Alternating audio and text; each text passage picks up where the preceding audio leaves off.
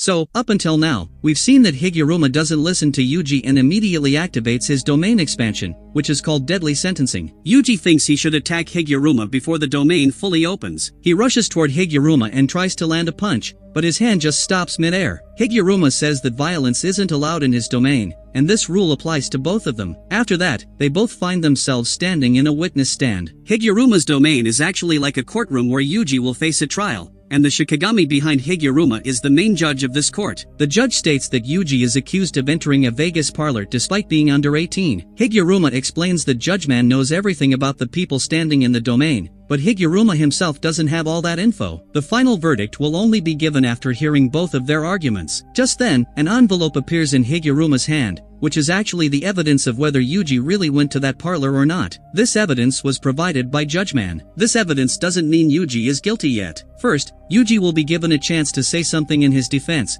and only after that will Higuruma open the evidence. Yuji has to try his best not to be found guilty. Seeing a domain like this, Yuji realizes that Higuruma really is a lawyer. Tengen had told Yuji that sorcerers from the old days used domains too, but those domains didn't have a guaranteed hit effect. For example, if someone gets caught in Gojo's domain, they will 100% be hit by Gojo's attack. This is called the guaranteed hit effect, which is found in almost everyone's domain. But in the old days, people opened domains just so the opponent couldn't run away from the fight. However, over time, domains with guaranteed hit effects became more common. Anyway, Yuji realizes there's no hit effect in Higuruma's domain, meaning this domain can't physically hurt Yuji, and because of a binding vow, Higuruma also has to explain the rules of this domain to Yuji. Higuruma says Yuji will only get one chance to give his defense, after which Higuruma will check the evidence and give his argument, and then Judgeman will announce the verdict. Yuji asks, "What happens if I'm found guilty?" But Higuruma doesn't feel the need to explain that. He just says Yuji now has three options. First, he stays quiet and says nothing, silence. Second, he admits his crime, confession. And third, he denies that he committed any crime at all, denial, or he can even lie if he wants to. Yuji is shocked to hear that you can lie in a trial. So Higuruma says that if everyone told the truth, there would be no need for trials. Now Yuji starts thinking about what he should say because he actually did go to that parlor, played games there, and even won money. But to avoid punishment, he'll have to lie. However, he doesn't know what's actually in that evidence. If the evidence doesn't show that Yuji went to the parlor, he can just deny it. If the evidence shows he went inside, he can make an excuse that he only went in to use the restroom, but that would prove he entered. Even if he confesses, maybe his punishment will be lighter. But Yuji doesn't even know what the punishment in this place is. Now Yuji says that he went inside the parlor but only to use the restroom. Higuruma now opens the evidence, and a photo of Yuji comes out where he was standing at a nearby ATM. This means the evidence had nothing to do with the parlor, but Yuji himself admitted he went inside. According to the evidence, he also withdrew money from the ATM, meaning he probably didn't just go in to relieve himself and must have played games. Since he was under 18, he broke the law by entering the parlor. Yuji thinks option 3 was the right one. He should have just flat out denied going to the parlor, then the ATM photo wouldn't have proven anything. Higuruma also says that taking money from an ATM isn't a bad thing. Yuji just had to say the accusation against him was wrong. Anyway, Judgeman now delivers the verdict that Yuji is guilty, and his punishment is confiscation. Right after that, both the judge and the domain vanish. They were back in the real world. Higuruma immediately throws his hammer at Yuji, which hits his hand and causes a bit of an injury. Higuruma then comes closer to Yuji, and the hammer disappears and returns to his hand. He uses his power to make the hammer bigger and hits Yuji hard. Yuji realizes Higuruma can call his hammer from anywhere and can also change its size. Higuruma tells Yuji, "You're pretty strong." To which Yuji replies, "I've heard that 50 times already. But the surprising thing is, I can't control my cursed energy." We are told that Higuruma is 36 years old and passed all his law university exams very easily, and that too on the first attempt. Doing that was very easy for Higuruma. He only put his mind where it was needed. People around him considered him a genius. But as good a lawyer as Higuruma is, he is an even more talented sorcerer. As soon as he got his power, he performed his domain expansion, and then, by analyzing his own technique, he learned other barrier techniques and then how to control cursed energy. And just 12 days after getting his power, Higuruma has become as powerful as a grade 1 sorcerer. Before entering the culling game, he had already exorcised countless cursed spirits, and by now, he has defeated 20 players. Higuruma now extends his hammer significantly and uses it to attack Yuji. Then, he repeatedly hurls his hammer at Yuji like a guided missile. But somehow, Yuji manages to dodge every single attack. Higuruma asks,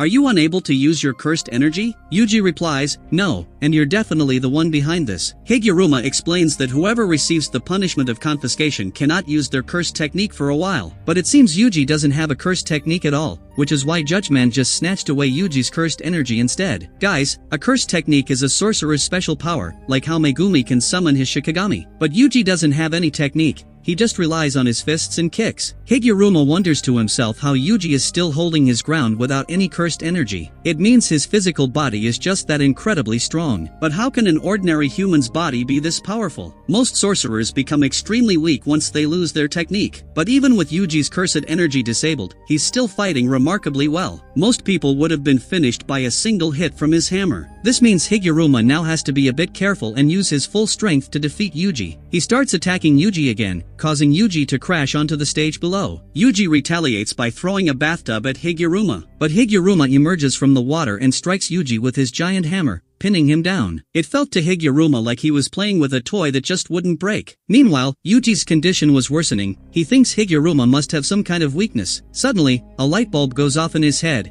and he shouts that he wants a retrial. This case needs to be heard again. As soon as he says this, both of them are pulled back into Higuruma's domain. Anyone sentenced by Judgeman has the right to demand a retrial as long as that person hasn't already confessed to the crime. Judgeman now states that Yuji is accused of killing a massive number of people in Shibuya. Hearing this, Yuji says, "Yes, it's true, and I confess to my crime." Hearing this, Judgeman gets furious and declares, "You are sentenced to death." They both return to the real world, and now, instead of a hammer, a new sword has appeared in Higuruma's hand called the Executioner's Sword. The ultimate punishment Judgeman can give is the death penalty. When this happens, Higuruma gets a sword, and if he even grazes someone with it, that person dies instantly. Yes, guys, this sword can take down any sorcerer, even Gojo or Sukuna. Higuruma believes that truly understanding a person means seeing all their flaws. But the problem is, when he sees people's weaknesses, humanity doesn't look beautiful to him, it looks ugly. Dealing with criminals every day was messing with his head. To him, every human is weak, whether they're a criminal or someone like Yuji Itadori who is genuinely trying to be good. Lighting a candle in the dark doesn't make the darkness disappear. Higuruma's senior once asked him why he didn't just become a judge instead of a lawyer. At the time, Higuruma refused because he felt humans are weak. But back then, Higuruma believed these flaws are what make humans special. Higuruma remembered this because Yuji had confessed to a sin he never actually committed. Higuruma already knew what was inside the evidence envelope given to him. It stated that those people in Shibuya were killed by Sukuna, not Yuji. Yuji was somehow still dodging Higuruma's sword. Higuruma then makes his sword disappear, and Yuji lands a punch that sends Higuruma flying. Yuji was confused by this. Higuruma explains that Sukuna had control of Yuji's body at that time, meaning Yuji didn't actually commit a crime. Yuji argues that it was still his fault because he was too weak. But why did you get rid of your sword?